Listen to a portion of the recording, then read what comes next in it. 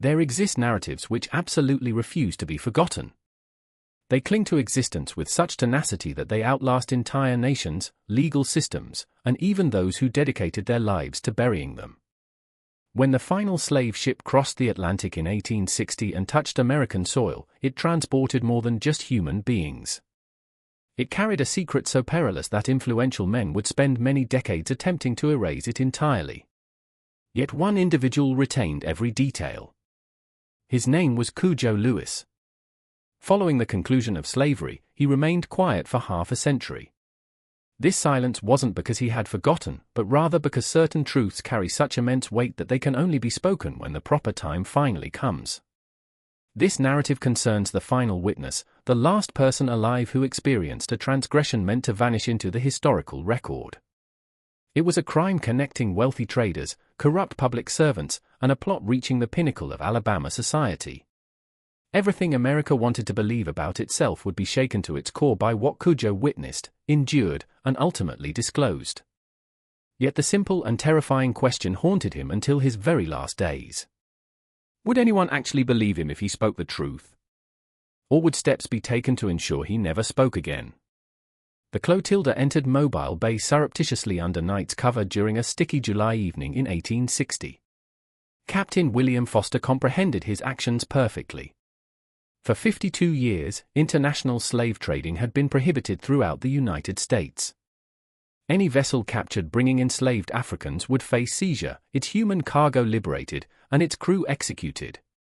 However, Timothy Meara, among Mobile, Alabama's most prosperous shipbuilders, had placed a wager, a reckless, arrogant gamble born from whiskey and pride. Months prior at a dinner gathering, Meara had disputed with Northern guests concerning states' rights and federal overreach.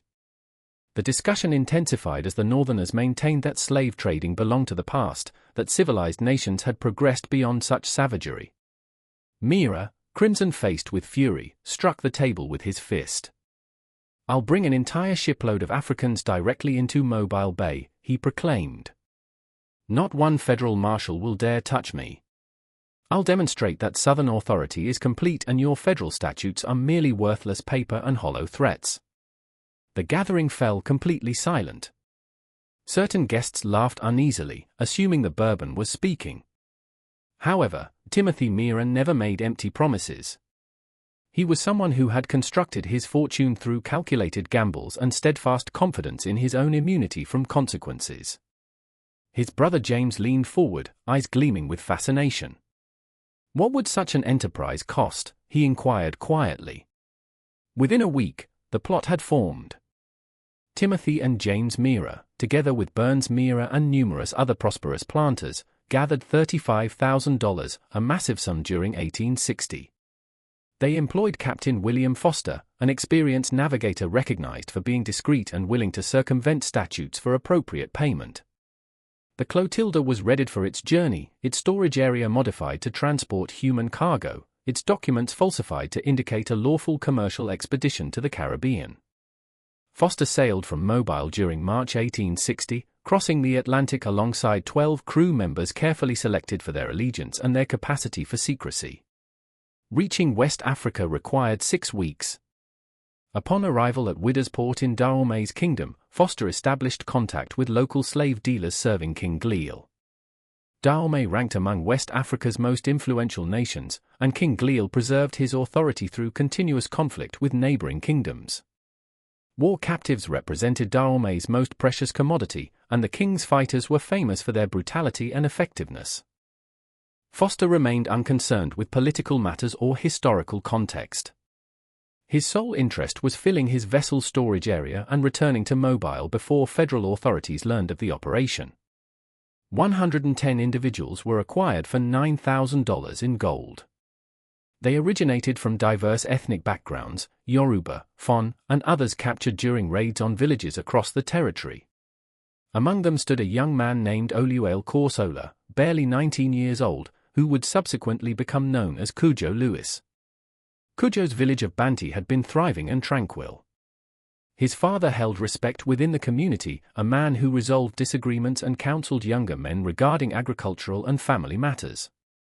Cudjo had been preparing to continue his father's legacy, absorbing the customs and duties that would eventually become his responsibility. He possessed sisters and brothers, aunts and uncles, a family network extending through the village like roots penetrating soil. The morning of the attack found Cudjo working the fields alongside his father and older brother. They detected the drums initially, not the familiar rhythms of celebration or ritual, but urgent, frantic beats conveying only one meaning: danger. By the time they reached the village, smoke already rose from burning dwellings. The Dahomey fighters had attacked at daybreak when most people were just awakening, when defenses were most vulnerable. Cudjo's father pushed him toward the trees, shouting for him to flee, to conceal himself, to live. Yet Cudjo hesitated, turning to see his mother and sisters. That brief delay cost him everything. A warrior seized him, struck him across the skull with a machete's flat side, and he tumbled into unconsciousness. Regaining awareness, he found himself chained by the neck to a line of other captives. His head throbbed with agony, and dried blood covered his face. He cried out for his family, yet nobody replied. The warriors marched them for 6 days, pausing only briefly for water and minimal food. Those unable to maintain the pace received beatings. Those who collapsed were abandoned to perish. At the coast, Cudjo viewed the ocean for the first time in his existence. It extended boundlessly, a tremendous water expanse appearing to consume the sky, and anchored in the harbor sat the Clotilda, a vessel destined to transport him away from everything familiar. The Middle Passage consumed 45 days. 110 individuals were compressed into a storage area designed for merchandise, not human beings. They lay chained in lines, unable to stand, scarcely able to shift position. The atmosphere grew thick with perspiration odor, vomit, and human waste. Illness spread rapidly within the cramped, contaminated conditions. Several individuals perished during the journey, their bodies cast overboard without ritual. Cudjo would never discuss those weeks in detail. When questioned later in life, he would simply shake his head and state only, "That was a terrible time. I prefer not to recall it." However, the scars marking his wrists and ankles revealed part of the narrative. The nightmares that woke him screaming for decades afterward revealed another portion. Certain experiences proved too traumatic for verbal expression, too agonizing to revisit even in memory. When the Clotilda finally reached American waters during early July 1860, Captain Foster confronted a critical dilemma. Federal authorities in Mobile had caught wind of Timothy Meara's boast. Revenue vessels patrolled the bay, and customs officials remained highly alert. Foster couldn't simply sail into port and discharge his unlawful cargo. He required a strategy. Foster anchored the Clotilda in a remote section of Mobile Bay, distant from primary shipping routes. Under night's concealment, he moved the captives to a river vessel owned by Burns Meara. The operation required hours, with terrified, bewildered individuals transferred from one vessel to another while armed men shouted commands in an incomprehensible language. Once the transfer finished, Foster made a choice that would conceal evidence of his crime for more than 150 years. He ordered the Clotilda stripped of anything valuable, then set ablaze. As flames devoured the vessel, Foster and his crew observed from the riverboat. When the fire completed its destruction, they pulled the burning wreck into a remote bayou and let it descend into the dark water. The physical proof of the crime vanished beneath the surface, leaving solely the human witnesses who spoke no English and possessed no legal standing within American society. The captives were transported upstream to a swampy, isolated region north of Mobile. There, concealed within the dense cane thickets and cypress swamps, they were kept in makeshift camps while the Meara brothers determined how to allocate their unlawful property. For weeks, the Africans existed in a condition of terrified confusion. They remained unaware of their location, couldn't comprehend unfolding events, and had no method of communicating with their captors beyond gestures and desperate attempts at pantomime. Timothy Meara visited the camp several times, walking among the captives similar to a farmer examining livestock. He pointed at individuals, making notations in a ledger, distributing them among his relatives and commercial partners. Cudjo and roughly 30 others were designated to labor on the Meara plantation. They received new names, simple, convenient names that white overseers could pronounce. Oluwale Corsola became Cudjo, a designation carrying no meaning for him, containing none of the background and identity his actual name represented. The Africans received rough garments, were shown crude cabins, and placed into work. However, unlike enslaved individuals born in America who had been conditioned from birth to accept their servitude, the Clotilda survivors remembered freedom. They recalled their authentic names, their languages, their families, their villages. They had been complete people with full lives, and those memories rendered them dangerous. The Mira brothers comprehended this danger.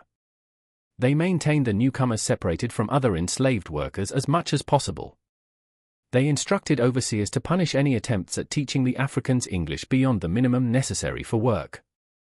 They circulated rumors throughout Mobile that these were enslaved individuals purchased lawfully from Georgia and South Carolina plantations, brought to Alabama before the war rendered such transactions impossible. And they waited for the scandal to diminish, for people to cease questioning, for federal authorities to abandon their investigation. The Miras felt confident that their wealth and political connections would shield them. They stood as pillars of Mobile society, respected businessmen, community leaders. Who would accept the word of illiterate Africans over theirs? Yet history, as frequently occurs, held alternative intentions. Within a year of the Clotilda's arrival, America's political situation exploded. South Carolina withdrew from the Union in December 1860. By February 1861, 6 additional Southern states had followed, Alabama included. The Confederate States of America formed, and by April, the nation was at war. Timothy Mira devoted himself to the Confederate cause with identical arrogant confidence he displayed when making his wager. He believed the South would triumph swiftly, that Northern industrial capability couldn't match Southern combat spirit and British backing. He converted his shipyards to produce vessels for the Confederate Navy. He invested substantially in Confederate bonds. He dispatched his sons to fight in the army, confident they would return as heroes of a victorious new nation. For 4 years, the war persisted. Cudjo and the other Clotilda survivors worked the Mira plantation, cultivating food for the Confederate war effort, maintaining the property while white men departed for combat. They heard rumors about Union victories, about enslaved individuals escaping to freedom behind Northern lines, about a proclamation declaring them free. Yet in rural Alabama, distant from battlefields, those rumors seemed like remote dreams. Then in April 1865, everything transformed. Union troops occupied Mobile. The Confederacy disintegrated, and suddenly, impossibly, Cudjo Lewis and the other Clotilda survivors were informed they were free. However, what significance did freedom hold for someone speaking limited English, possessing no money, no land, no American family, and serving as living evidence of a federal crime committed by men still holding enormous power in Alabama? That question would define the remainder of Cudjo's existence, and the response would prove far more intricate and hazardous than anyone could have envisioned. Liberty came to Cudjo Lewis not with celebration but with bewilderment and apprehension. When Union soldiers arrived at the Mira plantation in April 1865, they gathered all enslaved individuals and read from a document pronouncing them free. The words held little meaning for Cudjo, who still struggled with English. However, the overseer's reactions, the shock, the anger, the barely restrained fury, told him something fundamental had transformed. The Union officer in charge, a young Massachusetts lieutenant, attempted to clarify their alternatives. They could remain and work for payment. They could depart and seek employment elsewhere. They could attempt returning to their homes, though he conceded that for those born in Africa, such a journey was impossible. The officer meant well, yet his words exposed a profound misunderstanding of their circumstances. What significance did wages hold for people who had never handled currency? Where could they go when they understood nothing of American geography? How could they return to villages that might no longer exist, to families possibly dead or scattered? Timothy Mira, meanwhile, confronted his own crisis. The Confederacy had lost. His Confederate bond investments were worthless. His shipyards had sustained damage during Union occupation. His sons had come home from war, one missing an arm, another suffering from what would later be termed shell shock. The world he had known, the system that had made him wealthy and powerful, was collapsing around him. Yet Mira was a survivor. He comprehended that while the war might have ended, the power struggle in the South was merely commencing. He recognized that the Clotilda survivors represented both a threat and an opportunity. The threat was apparent: they stood as living proof of a federal crime. If federal prosecutors decided to make an example of someone, if they wanted to demonstrate that law applied even to wealthy white Southerners, the Clotilda case would be perfect. The crime was unambiguous. The evidence was undeniable. The penalty, execution, would transmit a powerful message. Mira knew that during Reconstruction's chaotic early days, with federal troops occupying the South and radical Republicans advocating harsh punishment for Confederate leaders, he was vulnerable. Yet Mira also perceived an opportunity. The Africans required land, needed somewhere to establish their lives. And Mira possessed thousands of acres of worthless swamp property along the Mobile River, land excessively wet for farming, too remote for development, too mosquito-infested for anyone to desire. If he could persuade the Africans to settle there, he could accomplish multiple objectives simultaneously: keep them nearby where he could observe them, bind them to him through debt, and create an appearance of benevolence that might shield him from prosecution. Within weeks of the war's conclusion, Mira approached the Clotilda survivors with a proposition. He would sell them land parcels, 2 acres per family, at what he claimed was a fair price. They could pay over time, working for wages on his remaining properties or in his shipyards, with their earnings applied toward the land debt. To people possessing nothing, desperately wanting to recreate some version of the communities they'd lost, it seemed miraculous. Cudjo numbered among those who accepted. He was 24 years old, robust and healthy, and determined to construct a life in this unfamiliar country. He had encountered a woman named Abela, another Clotilda survivor who had been renamed Sally by her enslavers. She came from a different village, spoke a different dialect, yet they shared the bond of the Middle Passage and the desperate need to create family somewhere they had none. They married in a ceremony blending what they could recall of their African traditions with the Christian rituals they'd been compelled to learn. Together, Cudjo and Abela began constructing. They cleared land, cutting through dense undergrowth and draining standing water. They erected a small cabin using techniques Cudjo remembered from Bantu, adapted to materials available in Alabama. They planted a garden with vegetables and herbs, some familiar from Africa, others new. And they united with other Clotilda survivors to establish a community. The settlement that would become known as Africatown gradually materialized over the subsequent several years. Approximately 30 Clotilda survivor families clustered together along the Mobile River, their homes arranged in patterns echoing African village layouts. They communicated in their native languages, primarily Yoruba, but also Fon and others, creating a linguistic enclave within the American South. They practiced what they could remember of their traditions, adapted what they had to forget, and generated something new, a hybrid culture neither fully African nor fully American. Yet the land arrangement that had seemed like salvation revealed itself as another form of bondage. The prices Mira charged were inflated far beyond the land's actual worth. The interest rates were exorbitant, and the wages he paid for work barely covered basic necessities, let alone allowed substantial debt payments. Cudjo and the others found themselves trapped in a cycle requiring decades to escape, working constantly, earning little, always owing more. Beneath the economic exploitation lay a more insidious control method: fear. Timothy Mira and his brothers initiated a quiet yet relentless campaign to ensure the Clotilda survivors remained silent about the ship and their arrival circumstances in America. The message was conveyed through intermediaries, overseers, foremen, white workers connected to the Mira family.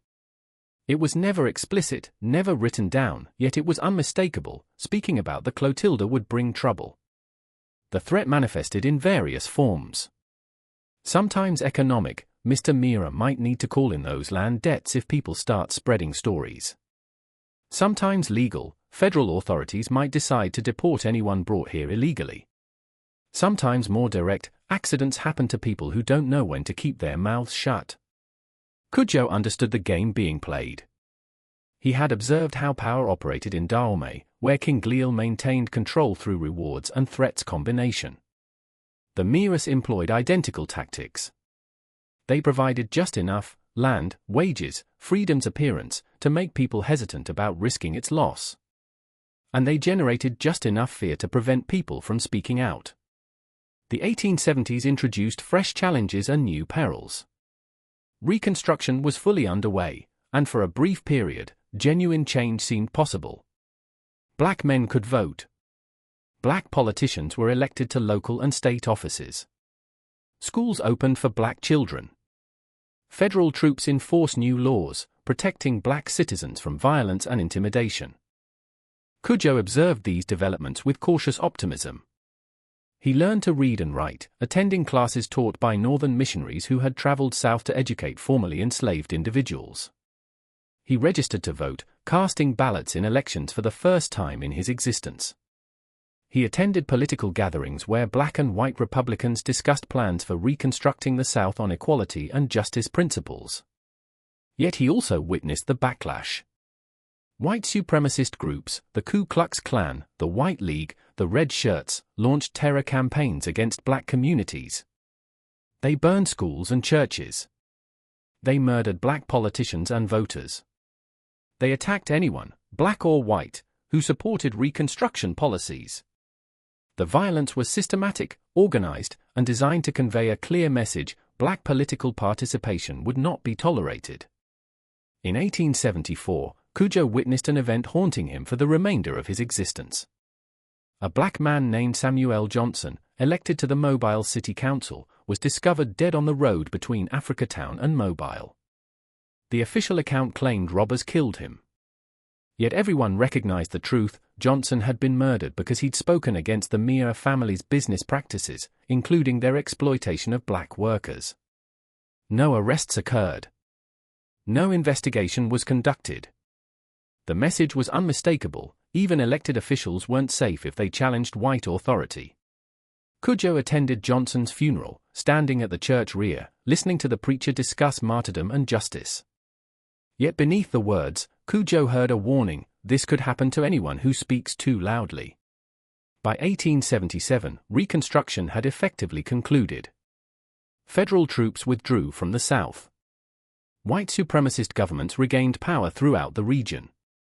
The brief window of black political participation slammed shut.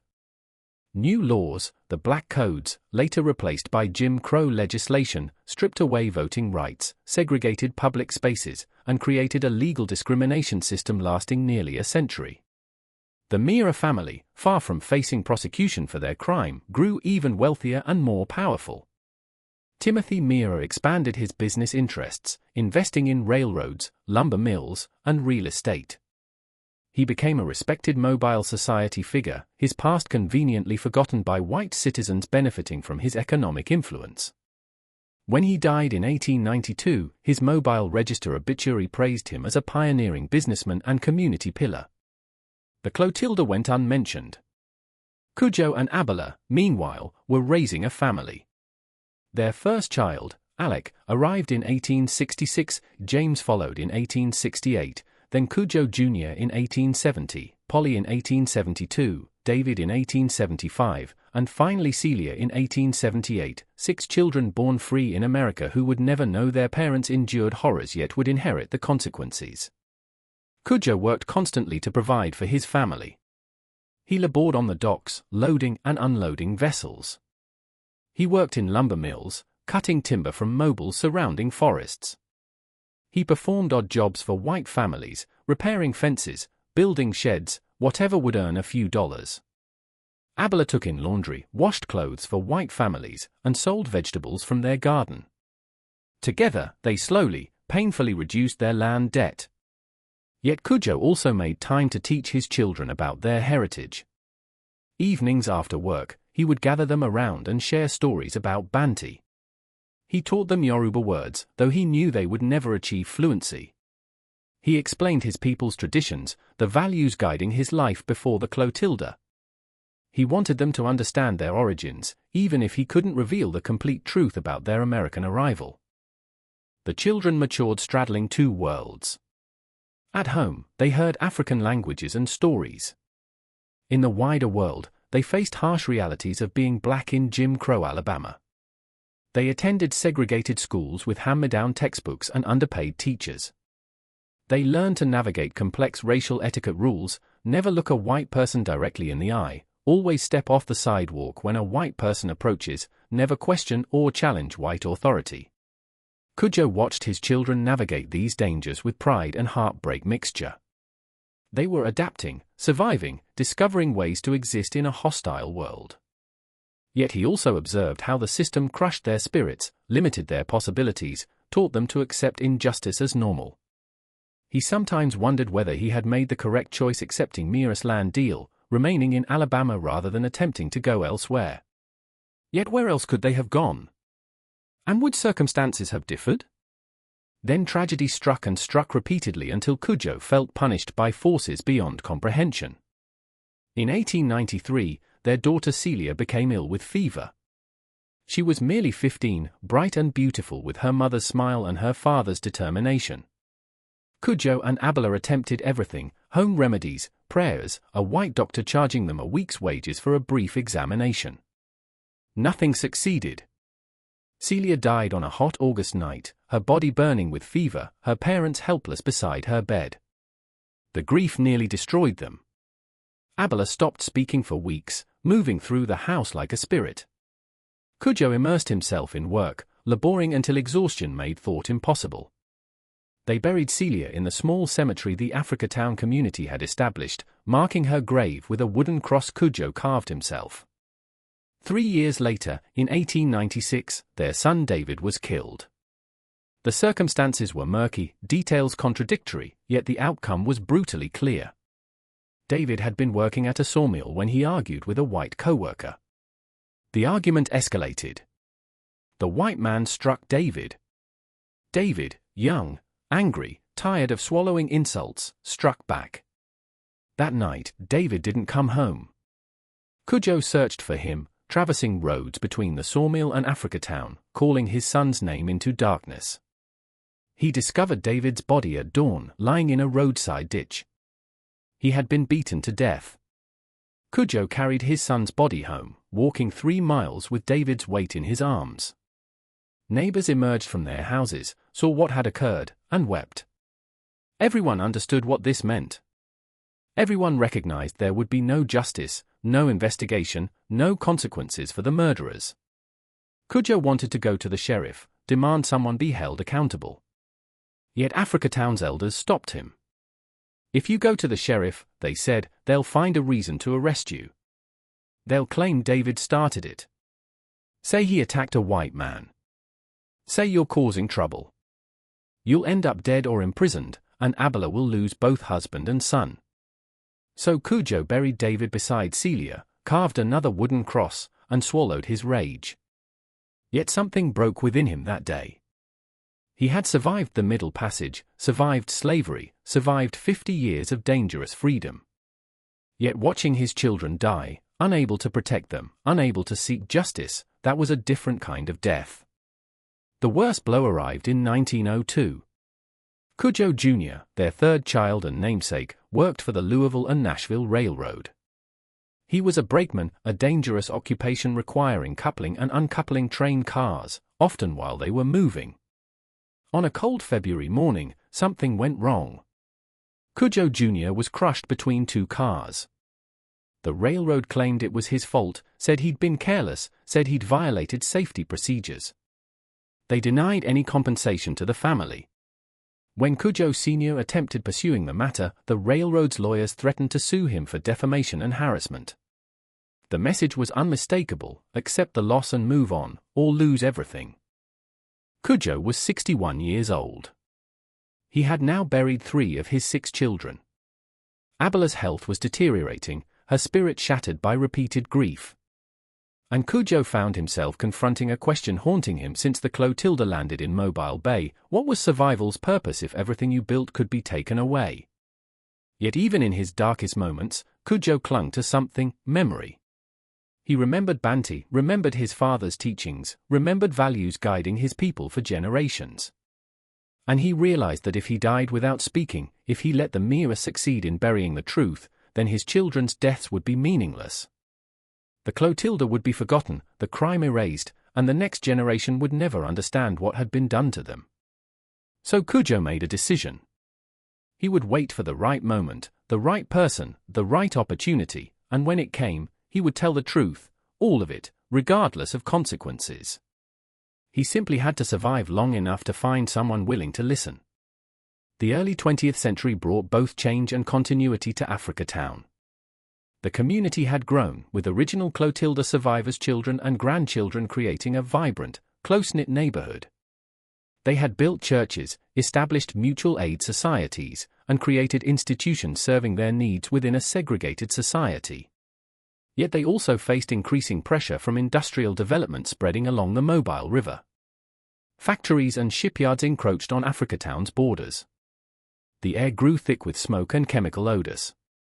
The river, once a fish and fresh water source, became polluted with industrial waste. White-owned businesses purchased land surrounding the community, squeezing it into an ever smaller area. The pattern was familiar to anyone understanding Southern power dynamics: make life sufficiently difficult and eventually people would leave, freeing land for more profitable uses. Cudjo observed these developments with weary recognition. He was in his 60s now, his body worn from decades of hard labor. His wife Abela's health continued deteriorating. She suffered from what doctors called melancholia, what we would now recognize as severe depression caused by repeated trauma and loss. She spent much time sitting in their small house, staring out the window, occasionally speaking in Yoruba to absent people. Cudjo cared for her as best he could, yet he also had to keep working. Their land debt was finally paid off, yet they still required money for food, medicine, basic necessities. He accepted whatever jobs he could find, though employers increasingly hesitated to hire older black workers when younger men were available for less money. In 1908, Abela died. She was 67 years old and had spent 43 years in America without ever seeing her homeland again.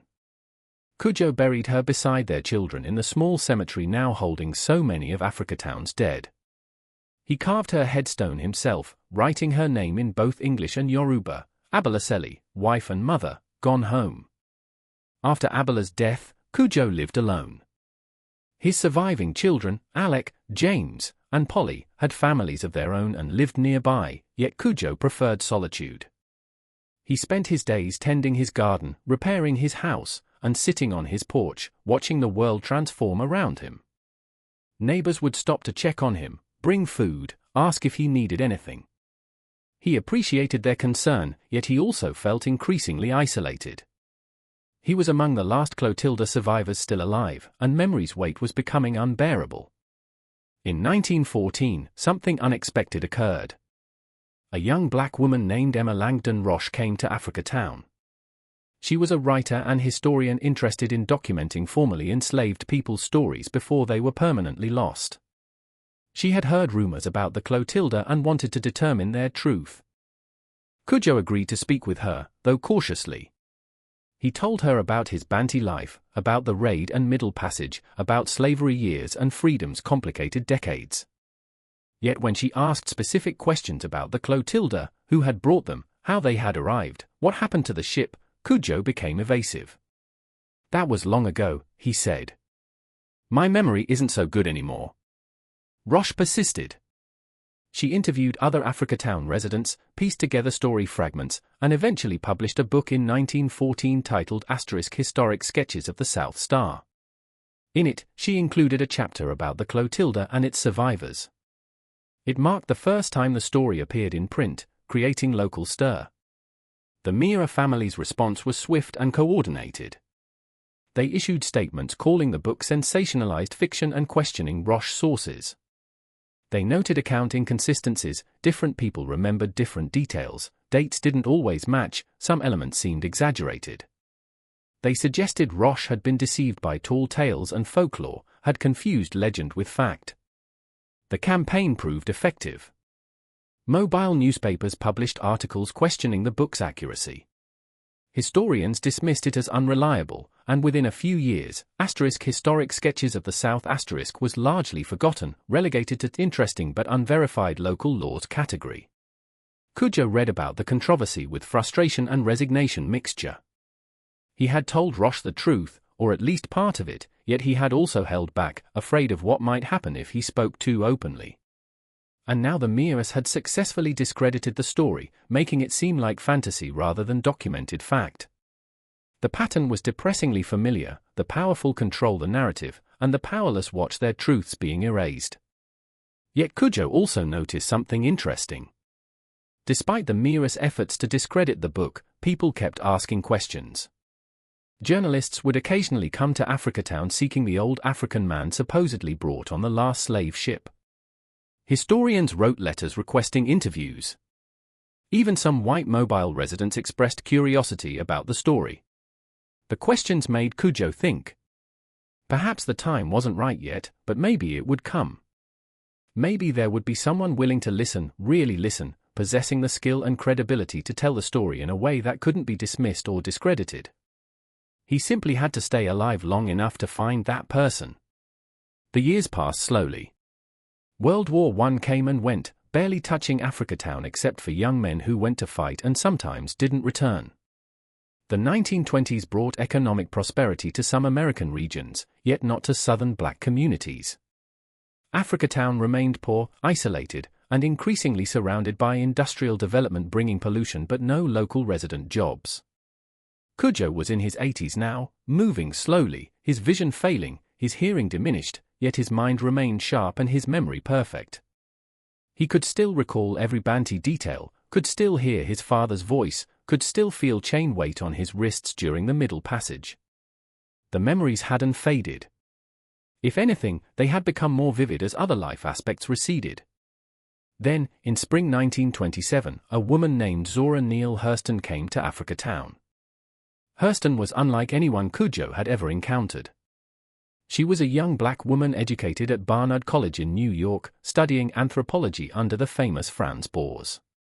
She was researching African American folklore and culture, traveling through the South with a notebook, camera, and insatiable curiosity. She had heard about Africatown from other researchers and was determined to document Clotilda survivors' stories before they were permanently lost. When Hurston knocked on Cudjo's door, he was initially suspicious.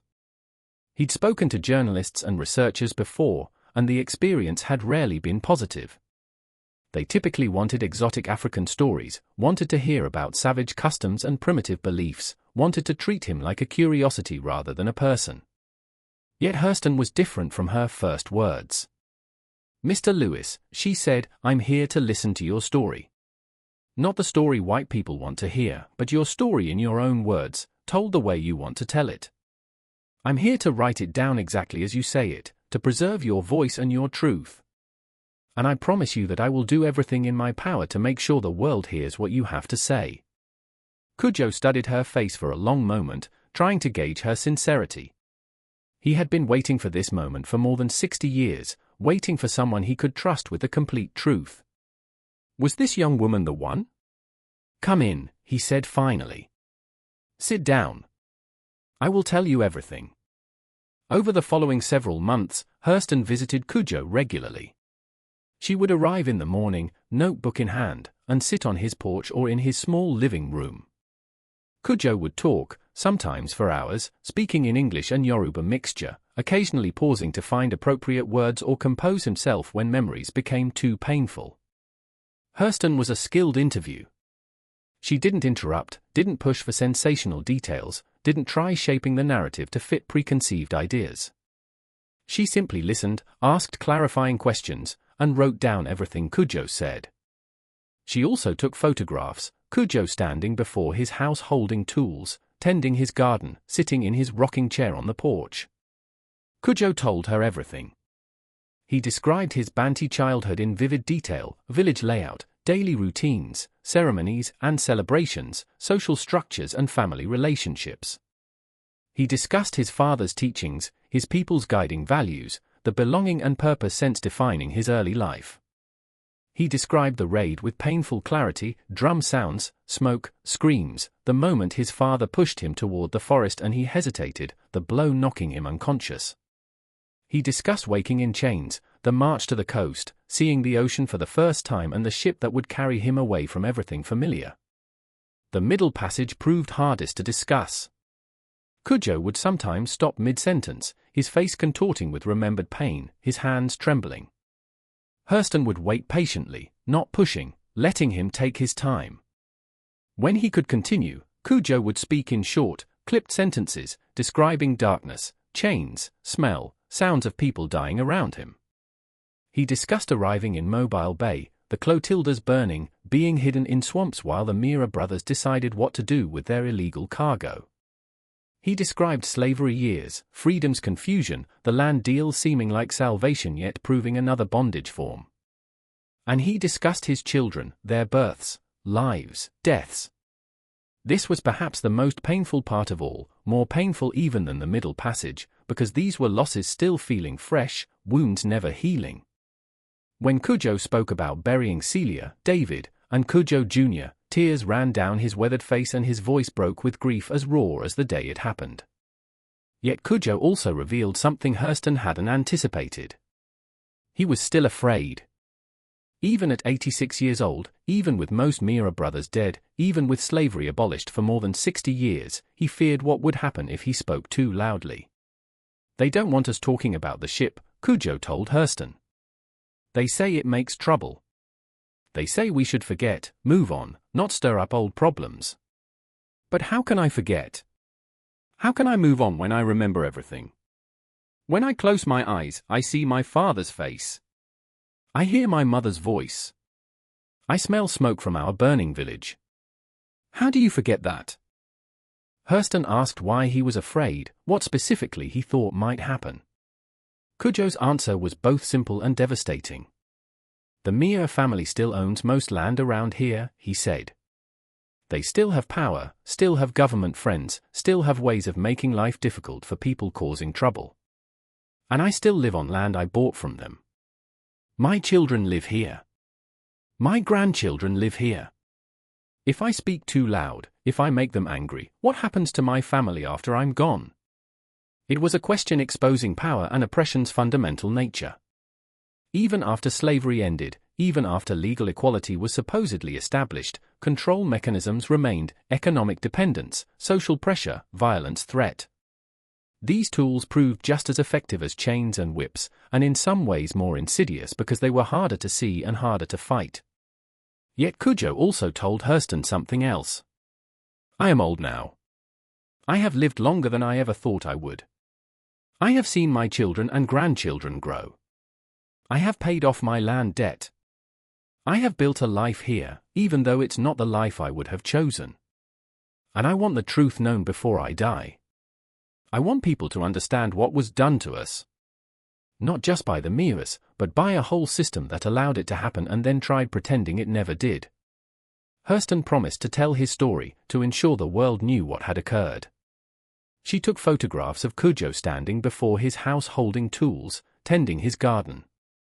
In one particularly striking image, Cudjo stands straight despite his age, looking directly at the camera with an expression both dignified and defiant. His eyes seem to look through the lens, through time, directly at future viewers, demanding to be seen and heard. Hurston also interviewed other Clotilda survivors still living in Africa Town. There were only a handful left by then: Polly Allen, Osa Kibi, a few others. Each had their own story, their own memories, their own perspective on events. Hurston documented all of them, creating a comprehensive record of the Clotilda and its survivors. When Hurston finished her research and returned to New York, she wrote a book based on her interviews with Cudjo. She titled it *Barracoon*, using the term for holding pens where enslaved Africans were kept before ship loading. The manuscript was powerful, raw, unflinching. It presented Cudjo's story in his own words, preserving his voice and perspective without filtering through academic language or literary conventions. Yet when Hurston tried publishing the book, she encountered a wall. Publishers in the late 1920s and early 1930s weren't interested in illegal slave trade stories told from African perspective.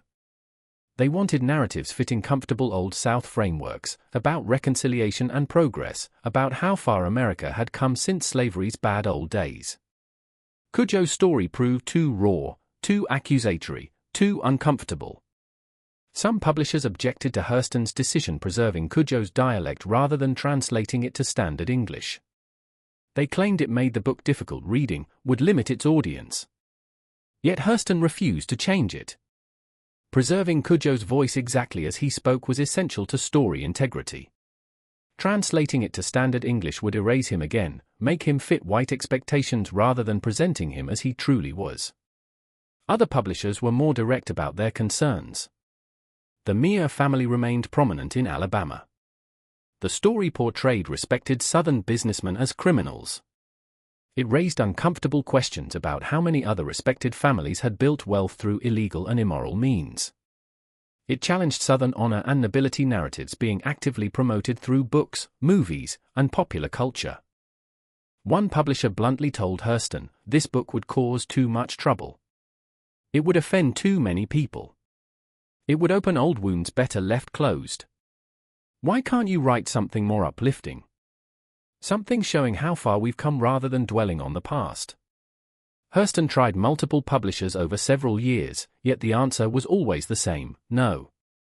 Frustrated and eventually moving to other projects, she would go on to write Their Eyes Were Watching God and other celebrated works. Hurston placed the Barracoon manuscript in a drawer.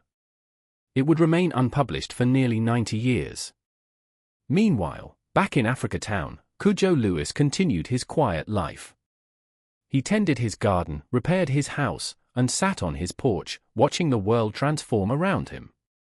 Neighbors would stop to visit, and Cudjo would tell them stories about Africa, about old days, about people who had come on the Clotilda. He became a living link to rapidly disappearing past, a memory keeper that no one else could preserve. Yet Cudjo also felt time's weight pressing upon him. He was in his 90s now, among Africa Town's oldest residents. His body was failing, his strength diminishing.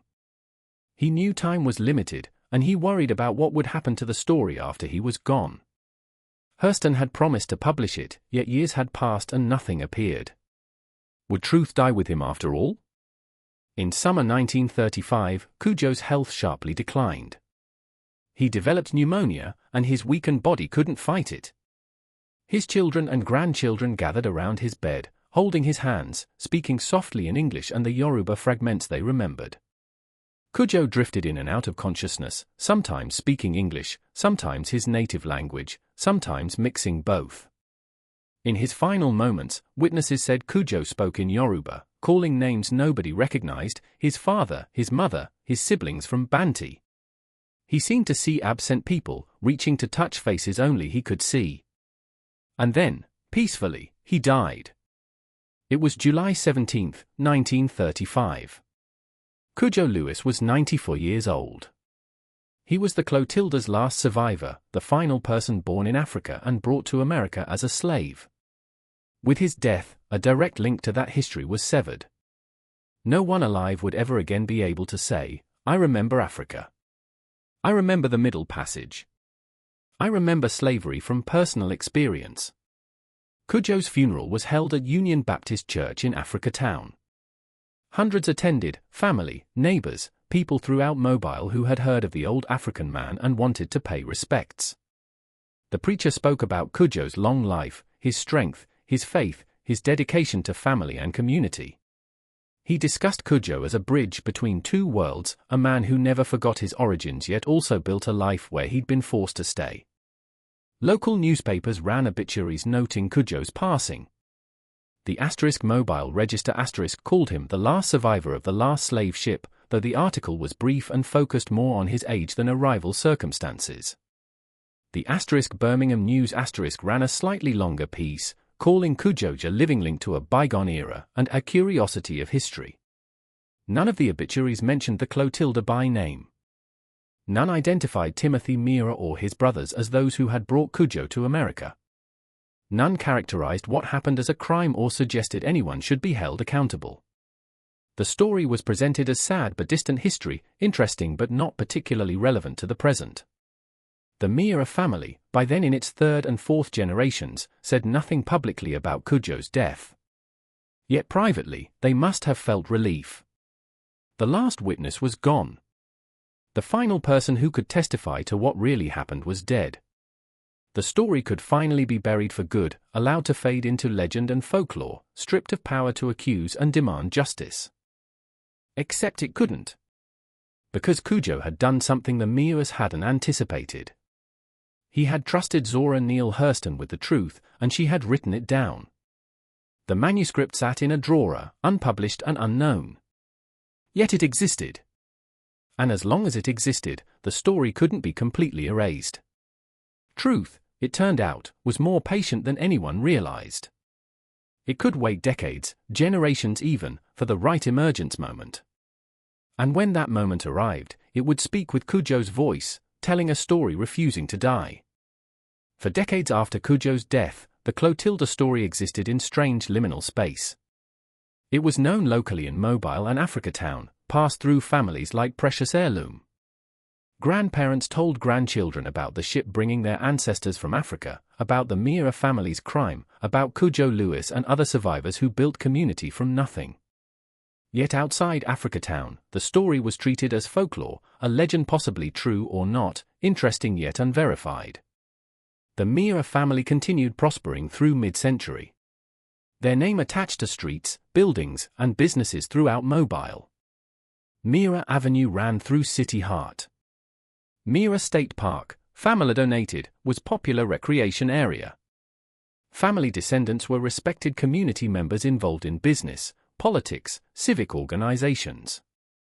The Clotilda was never mentioned with their name, and if anyone tried bringing it up, they were quickly dismissed as spreading unsubstantiated rumors. Yet history has a way of refusing to stay buried, especially when inflicted wounds have never healed. In the 1960s and 1970s, a civil rights movement forced America to confront its racial history. Scholars began taking new interest in stories like Cudjo's. Researchers started combing archives searching for Clotilda evidence and other slave trade aspects deliberately hidden or forgotten. They found mobile shipping records from 1860 showing unusual July activity, boats moving at night, unexplained cargo transfers, reports of federal customs officials investigating illegal slave ship rumors. They found contemporary newspaper articles, brief mentions of Timothy Mira's boast and subsequent investigation. They found court documents related to Mira's business dealings showing large unexplained early 1860 expenditures consistent with financing slave trading voyage. The documentary evidence was fragmentary yet suggestive. It supported stories passed down in Africatown, lending credibility to what had been dismissed as folklore. Historians began writing about the Clotilda, including it in slave trade and Reconstruction books. The story started reaching wider audience, though still treated with some skepticism by mainstream historians preferring well-documented events over stories based primarily on oral tradition. In Africatown itself, the community struggled. Industrial development beginning early 20th century had accelerated dramatically after World War II. Factories, chemical plants, paper mills surrounded the neighborhood, bringing pollution yet few local resident jobs. Air grew thick with chemical smells. Mobile River water became contaminated with industrial waste. Cancer and respiratory disease rates in Africatown significantly exceeded other mobile parts. The community also dealt with urban renewal and highway construction effects. In the 1960s, Interstate 165 was built, cutting through Africatown's heart and displacing dozens of families. The highway created physical barrier isolating the neighborhood from Mobile's rest, making it harder for residents to access jobs, services, opportunities. The pattern was familiar to anyone understanding how urban planning had been used as segregation and discrimination tool. Highways routed through black neighborhoods, destroying communities and depressing property values, while white neighborhoods were protected and preserved. By the 1980s and 1990s, Africatown was in serious decline. Young people left seeking opportunities elsewhere. Houses were abandoned, businesses closed, infrastructure crumbled. The community Cudjo Lewis and other Clotilda survivors had built with such determination and hope was slowly dying, strangled by pollution, neglect, and systemic discrimination. Yet even as physical community declined, interest in its history grew. In 1997, the National Park Service conducted an Africatown study, documenting its historical significance and recommending preservation as cultural heritage site. The study included extensive Clotilda research, drawing on historical records, archaeological evidence, and family-past oral histories. The report confirmed what Africatown residents had always known: the Clotilda story was true. Timothy Meara and his brothers had illegally imported 110 enslaved Africans in 1860, burned the ship to hide evidence, and escaped prosecution. The survivors had been forced to settle on land sold at inflated prices by their former enslaver, creating a community testifying both to their resilience and reminding of the crime bringing them there. The National Park Service report should have been a turning point, a moment when story was officially recognized and community received deserved support and resources. Yet while the report generated some media attention and academic interest, it didn't lead to significant change. Africatown remained poor, polluted, neglected. The Meara family, when asked about the report, either declined comment or issued vague statements about history's complexity and moving forward importance rather than dwelling on past. The Clotilda's physical evidence, meanwhile, remained elusive. The ship had been burned and sunk in 1860, exact location lost to time. Over decades, various people had searched for the wreck. Yet the mobile Tensor Delta is a vast complex waterway with countless bayous, channels, swamps. Finding a single sunken ship in that environment was like finding needle in haystack. Without ship's physical evidence, some historians continued arguing Clotilda's story couldn't be definitively proven. Yes, historical records suggested something happened. Yes, oral histories passed through families existed. Yet without the ship, without concrete physical evidence, doubt remained. And as long as doubt remained, the story could be dismissed, minimized, explained away. Then, in 2018, something remarkable occurred. A reporter named Ben Raines, working for Alabama news website AL.com, decided to search for the Clotilda. Raines was an experienced investigative journalist and amateur marine archaeologist. He had researched Clotilda's story for years and was convinced the ship could be found if someone searched appropriately with proper tools. Raines started by studying historical records, seeking clues about where Captain Foster might have scuttled the ship. He found accounts from people who had spoken to Foster years after the event, descriptions of location mentioning specific landmarks and geographical features. He studied old mobile Tensor Delta maps, comparing them to modern satellite imagery to identify areas matching historical descriptions. Using this research, Raines narrowed search area to a mobile river section north of the city. He then used sonar equipment to scan river bottom, looking for anomalies possibly indicating shipwreck. The work was slow, tedious, often frustrating. The river was murky, visibility poor, and countless debris pieces and natural features created false positives. Yet in January 2018, Raines found something. Sonar showed a large object buried in river bottom mud in an area matching historical descriptions of where Clotilda had been scuttled. Raines contacted marine archaeologists from University of Southern Mississippi and Alabama Historical Commission. Together they conducted more thorough site investigation. What they found was unmistakably a mid-19th century ship. The vessel was partially mud-buried, yet enough was visible to determine size and construction. It was a two-masted schooner, approximately 86 feet long, built of pine and oak, all details matching historical Clotilda descriptions.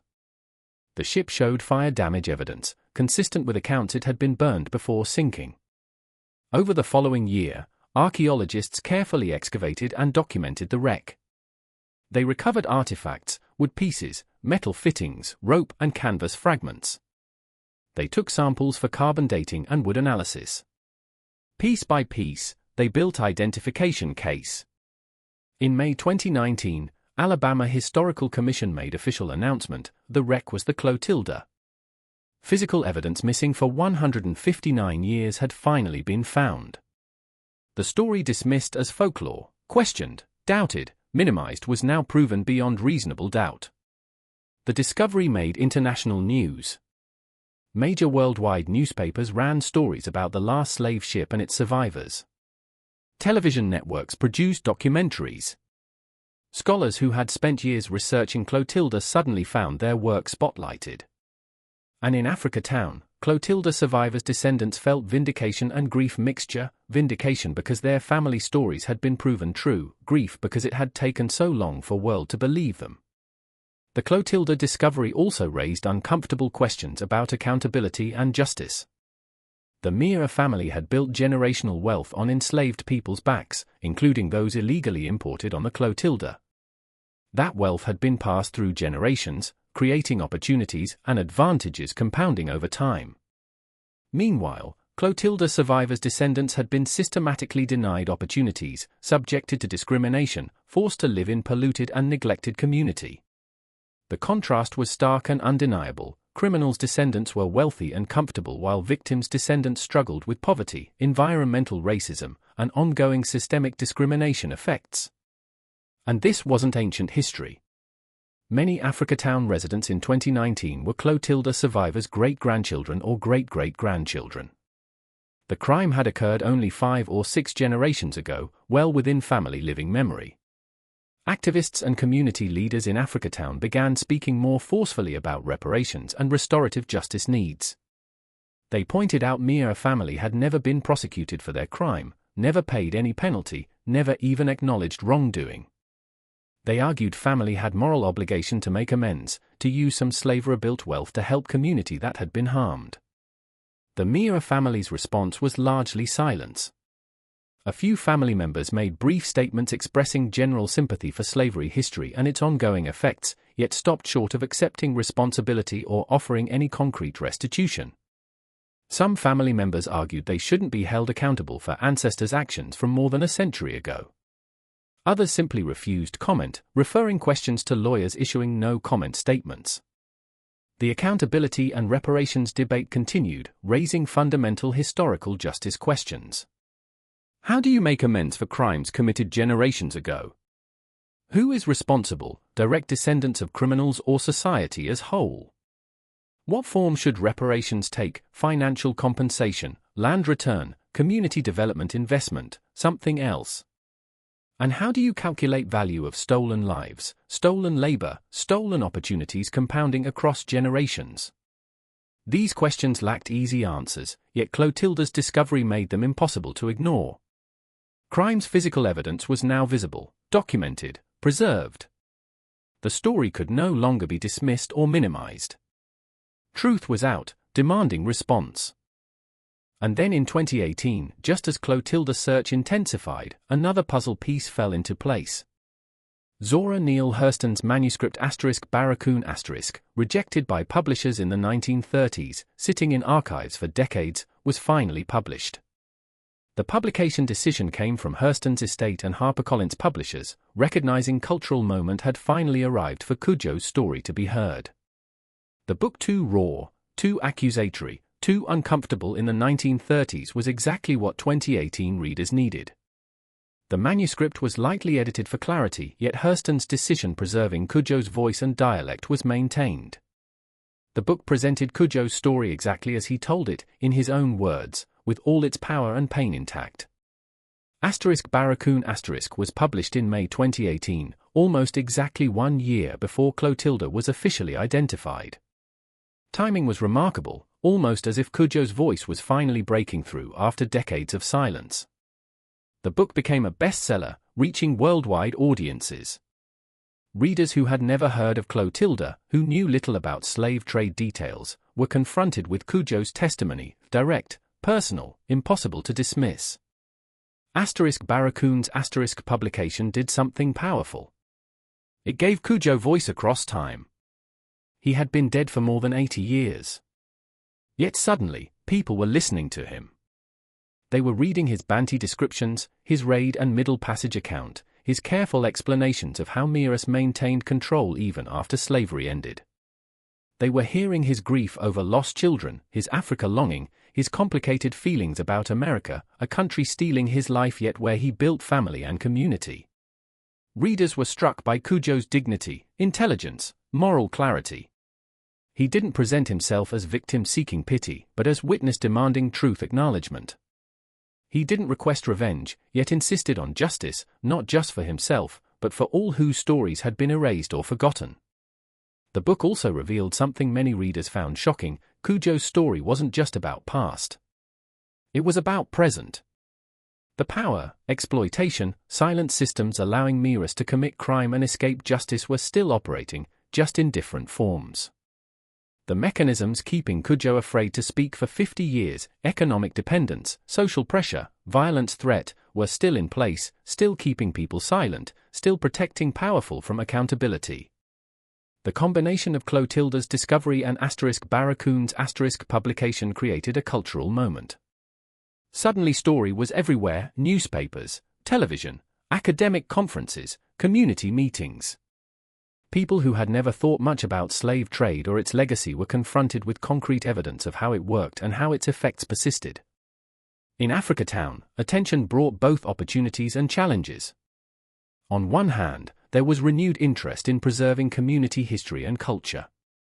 National Park Service began working on heritage area creation plans. Foundations and non-profits started funding community development projects. Tourists started visiting, wanting to see where Clotilda survivors had built their lives. On the other hand, attention also brought concerns about gentrification and exploitation. Would renewed interest in Africatown's history lead to investment benefiting current residents? Or would it drive up property values and displace people whose ancestors had built community? Would story be told honoring survivors and their descendants? Or would it be sanitized and commercialized, turned into tourist attraction erasing crime's ongoing effects? These concerns were heightened by fact that much Africatown area land was still owned by Mira family descendants or corporations with family ties. The same power and control patterns existing in Cudjo's time were still in place, just in more subtle forms. Justice fight wasn't just about acknowledging past. It was about changing present and future. In 2020, Alabama Historical Commission announced plans to create museum and heritage center in Africatown dedicated to telling Clotilda and survivors' story.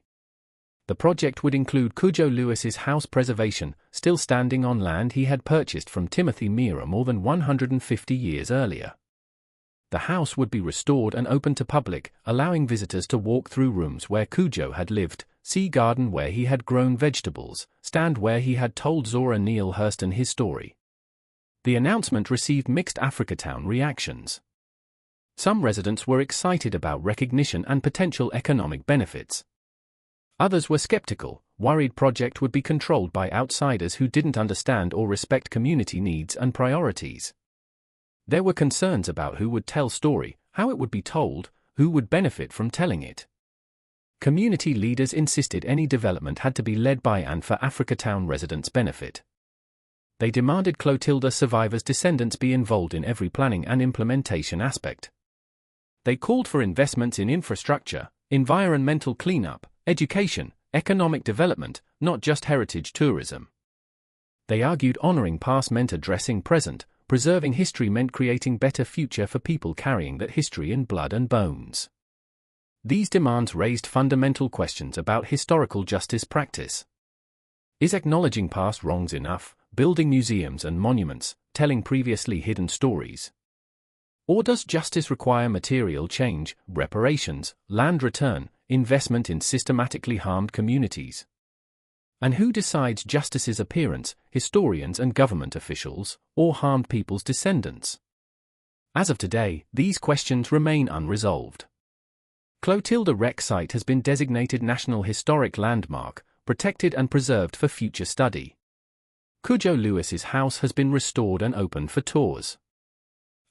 *Barracoon* continues widely read, introducing new generations to Cudjo's story. Africatown has received some investment and attention, though residents say it's not nearly enough addressing decades of neglect and environmental damage. The Mira family has largely remained silent, though pressure for some accountability form continues growing. In 2020, there were calls to rename streets and buildings bearing Mira name, to remove their names from public spaces as way of refusing honor to people committing such serious crime. Some efforts have succeeded, others stalled facing political opposition. Yet perhaps Clotilda's story's most important legacy isn't about museums or monuments or even reparations. It's about testimony power, memory importance, and justice's long arc. Cudjo Lewis waited 50 years after abolition to fully tell his story, not because he feared remembering, but because he waited for world ready to listen. He died in 1935 believing his story might never be heard, that truth might die with him. Yet he had done something ensuring his voice would survive. He had trusted Zora Neale Hurston with his testimony, and she had written it down. That manuscript sat in drawer for 80 years, yet it survived. And when moment was right, when culture was ready, it spoke with Cudjo's voice, telling a story refusing to die. Today, Africatown visitors can stand before Cudjo Lewis's house and see photographs Zora Neale Hurston took in 1927. Cudjo stands before his house wearing work clothes, holding walking stick. His face is weathered and tired, yet his eyes are clear and direct, looking straight at camera, looking at us, looking through time across generations, demanding to be seen and heard. Cudjo Lewis's story isn't about distant past. It's about memory, testimony power, justice's long arc and how it bends only when people refuse letting truth be buried.